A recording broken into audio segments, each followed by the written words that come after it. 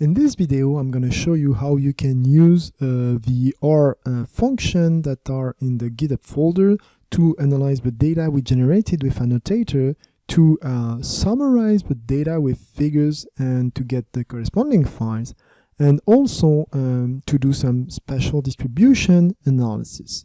So I open my Jupyter notebook where I have all the function I need, so in immune profiling analysis. And the thing I did is also that I added the results folder from annotator. So with I'm going to show you where we have all the files that were generated for each tile. So the data with, if you remember, we have one line per nucleus and the different features we extracted. So it's not going to be very convenient, but we can have an idea here. We have the area for the nuclei, and then so the coordinates of the nuclei, the region class that tells us if it's background epithelium or stroma, and the 6 markers for each channel, and then the actual markers and combination of markers that we defined. So I'm gonna go back. I'm gonna just close this file. So we have this, we also have the areas, so it's much simpler, where we have the area for region 1, 2, and 3, which corresponds to epithelium, stroma, and background for each tile. So now we can analyze this data. I'm going to go back in this, and I didn't find a good way to interface the R code, so I decided to use an interface in Python that generates a file with all the parameters, and then we can run the R function. So I'm going to open the Python Jupyter notebook that enables to create a parameter file. So first of all, we load the functions that are used to use this interface, and then I'm now with these different parameters to define. So first one is the folder where the data is. So that's the folder I just showed you that I called results. I'm going to select this. And here I just want to mention, people that are using Mac, generally when you select it, you then have a big white area. You can just click on it and then it goes back to this, and that should work fine. So we have 2 output directory, one output directory where we'll have figures and one with files. So I'm going to create them. So I'm going to open a file explorer and go to in this folder. So if I go to work, deep learning based segmentation, encodes, and then immune profiling, so I can see I have the result folder. I'm going to create a folder for the figures, and I'm going to do it simple. I'm going to call it figures, and one for files, but I'm going to call files. New folder, files. All right. And so now I can select them. So I'm going to select files for the output directory for files, and I'm going to select figures for the output directory for figures. All right. So then we need to define a data name. So in the results, this name will pop up. So in the files that will be generated, they will have this name, but it will also be in the files and in the figures. So then you can you can put together, for example, in the files, several slides that you would use. For example, if you were to have a different patient for each, or here, for example, we looked at polyp, and so this particular polyp was called polyp 40. So I'm going to use this name.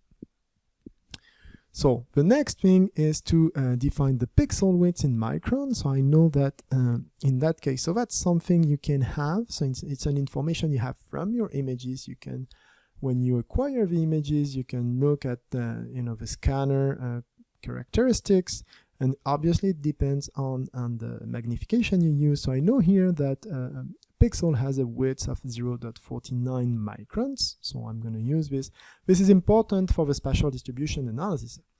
And then I have a bunch of parameters that depend on my file. So I'm going to open one of those files. If I go back here, if I go to results, I'm going to open the first one, for example, with Excel, so it's easier to read than with a notepad or anything like this. So I can see I have all these different parameters, and now I'm going to have to specify some parameters so the algorithm can do the analysis. So if I go back to my Jupyter notebook, the first one is so the column for the nucleus center, for the x coordinate of the nucleus center. So if I go back to my file, it corresponds in this. So it depends on the features you extracted from annotator in Fiji. In this file, the x coordinate correspond to column B, column number 2, and the y coordinate to column number 3. So I'm gonna say here column 2, and then nuclei center y coordinate column 3.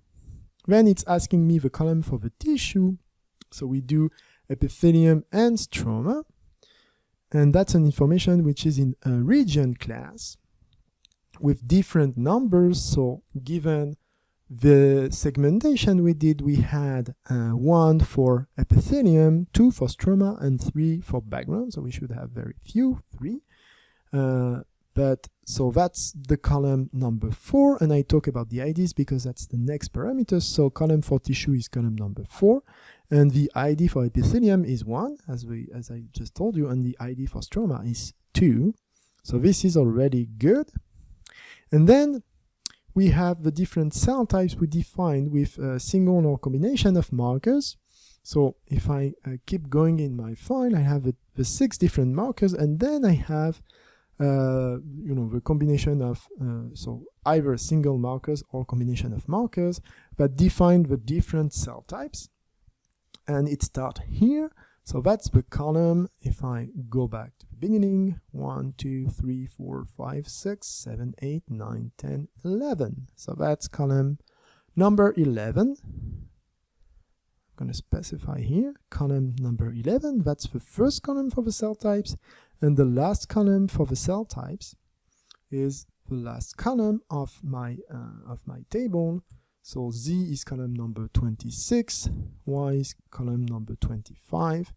So I'm gonna put 25 here.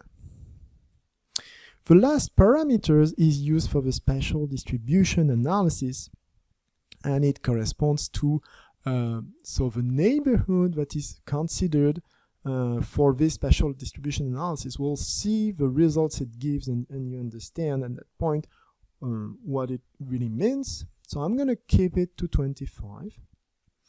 And when you have defined all the parameters, you need to create this file. So you need to go to the next panel and hit run. And now if I go back here, I'm going to see that I have a file which is called parameters.txt. And if I open it,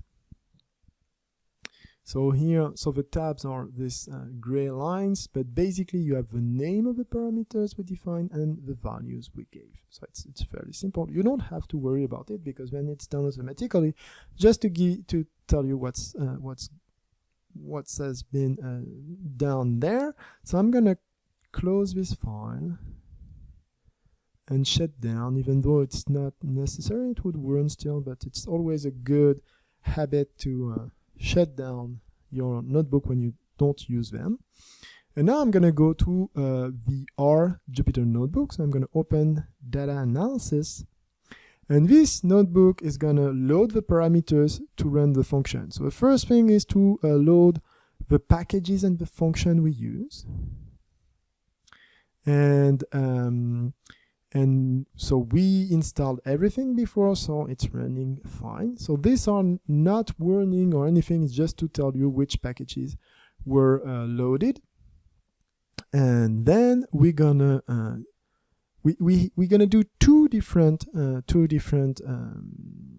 analysis. The first one is a way to summarize the data with figures and files, and then the spatial distribution analysis. So I'm gonna first launch the summarized data, and it's pretty quick to do, so I shouldn't have to wait too much. The spatial distribution analysis is much longer, so I'm going to run it already. But I'm going to show you the results you have when you summarize your data. So if I go back to my folder here, now, so the results were generated in the two files we created, files and figures. Let's have a look at the figures first. We have two figures. So the first one looks like this. It's split into three. You have on top the results when you consider all the cells. In the middle, it's the cells that are in the epithelium, and at the bottom, the cells that are in the stroma. And if you look at it, you have the number of cells for each cell type. So you have the count here. So it's the same thing. As you can see, we have way more cells, many more cells in the epithelium, about 40,000, than in the stroma, almost 6,000. And of course, this corresponds to this plus this. So as epithelium is predominant, we're gonna have more. So we have, when we look at all cells, we have something that looks like epithelium, but that might be very interesting to look at the stroma and also. And we have every single color correspond to a different marker or combination of markers. So for example, it starts with all the ones with CD4, so CD4 only, or CD4 with FOXP3, CD4 with Aurora gamma T, CD4 with Aurora gamma T and FOXP3, or CD4 with Tibet, and so on. So you can look at the distribution of the cells. The second figure is very similar, but it's the proportion. So again, all cells, epithelium and stroma, and what you can see is that you have now a new category that we didn't have before. It's the other. So it's the cells that were not associated with a marker. So as you can see, it's in the stroma we have quite some cells that are not associated with a marker. In the epithelium, we obviously have lots of cells that are cytokeratin positive, so that's why we have this big part of light blue corresponding to cytokeratin.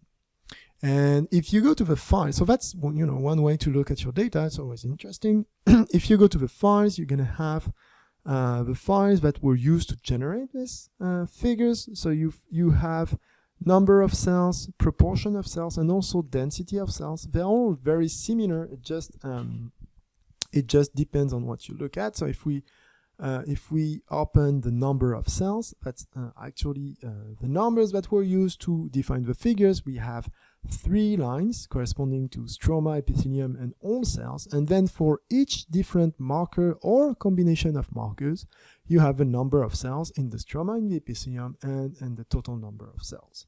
So in this particular run, when we consider all the images for polyp 40, we had about 85,000 nuclei. Now, if we open the proportion of cells, so it's going to be very similar, but instead of the number of cells, we have the proportion. So you might want, that's, it depends on people, you might want to look at it as percentage. Generally, we are more familiar with that. So if you go to format cells, you can change it to percentage.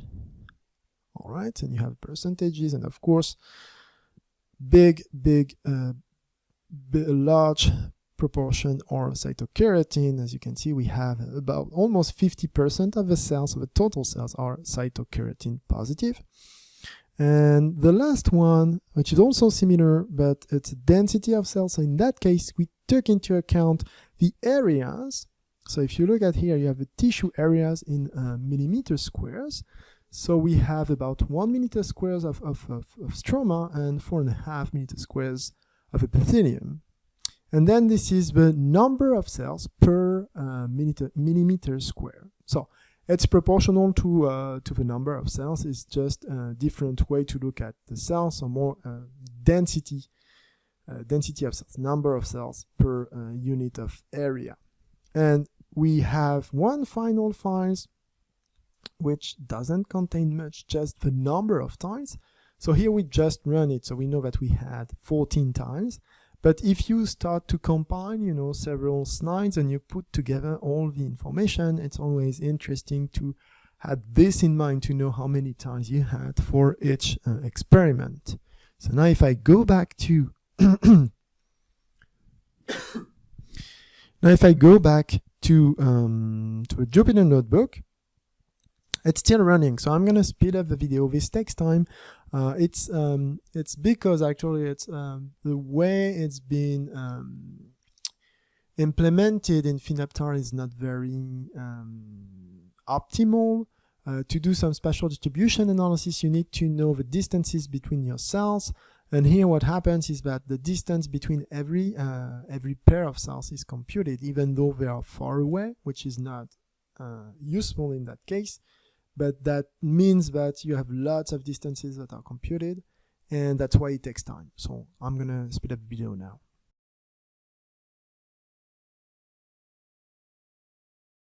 All right, so it's done. Now we can look at the results. So I'm gonna go back to the file. So here, there's one new file that has been generated, which is called NB cells neighborhood.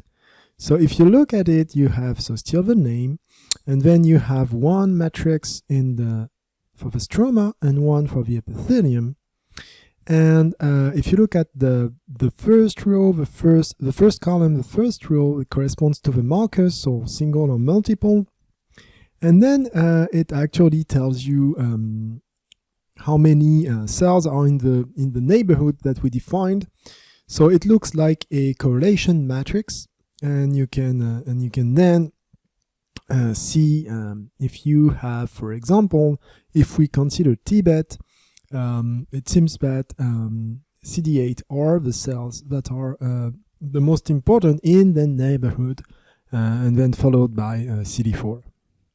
Now we can have a look at the figures. So yeah, let me just go back to my file, which was this one. And if I go back to figures, now you have a bunch of figures that were generated. So the first one is actually the figure that corresponds to the file I just showed you. So you have now the title that can help. So average number of cells for each phenotype, but have at least one neighbor of another phenotype within 25 microns, so this neighborhood. So in the stroma and in the epithelium, and you can then see that, for example, CD4 has quite some CD8 neighbors in the stroma. Now, let's have a look at the other figures that were generated. They correspond to distribution, so spatial distribution when you focus on one phenotype. So, for example, here, you look at the cells that were both CD4 and FOXP3 positive, and then you can have a look at all the other cells and how they are distributed with respect to them. And what you can see, for example, is that here, so in orange, so which is CD4 FOXP3, the ones that are the closest. So it's not very surprising, but it's not automatic to have cells with the same phenotype that are close to them. It could be that for a given phenotype they are very isolated, and they are actually closest neighbors that have a different phenotype. And then we have this for each individual marker or combination of markers, so you can look at the different distributions. And so that's all the figures that were generated for the spatial distribution analysis. So then you can have a look. So of course it's not gonna tell you everything, and if you want to go further, I would very much encourage you to look at the Finaptar package and do their tutorial. So then you'll see how you can actually analyze, so do the different steps, and then you might be able to go a little bit further if you have specific questions you want to answer.